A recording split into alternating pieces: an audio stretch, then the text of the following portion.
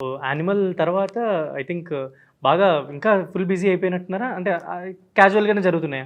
అంతే ఉంటుంది. అలాగే ఇప్పుడు వరుస పెట్టి ఇప్పుడు మహా అవతార్ నరసింహ, సత్యం సుందరం, మహా అవతార్ నరసింహ, ఆ తర్వాత కూలీ, వార్ 2, ఇప్పుడు girl friends, LIK, next Parashakti, ఇవన్నీ ఉన్నాయి. ఇది కాకుండా స్టేట్ ఫిల్మ్స్ 2, యాక్టింగ్ 2 రిలీజ్కి ఉన్నాయి. మారియో సినిమాకి సంగీత దర్శకత్వంతో పాటు అందులో additional story, screen play, lyrics and also విలన్గా చేశాను. ఈ ఎస్ఐ యుగంధర్ అని ఈటీవీ వెనుకుంది. అందులోనూ ఎక్కువ జెల్ అయ్యారండి మీరు కళ్యాణ్.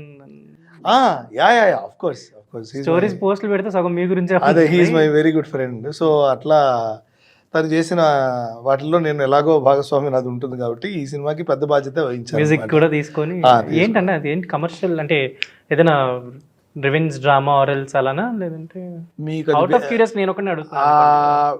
వెరీ క్వర్కీ ఐడియా అది. ఇందులో Heba Patel is playing as Heba Patel in the film.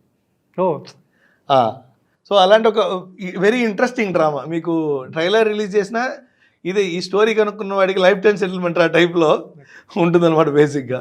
చాలా వెరీ ఇంట్రెస్టింగ్ ట్విస్ట్ అండ్ టర్న్స్తో క్వర్కీగా నడిచే ఒక క్రైమ్ థ్రిల్లర్ కామెడీ.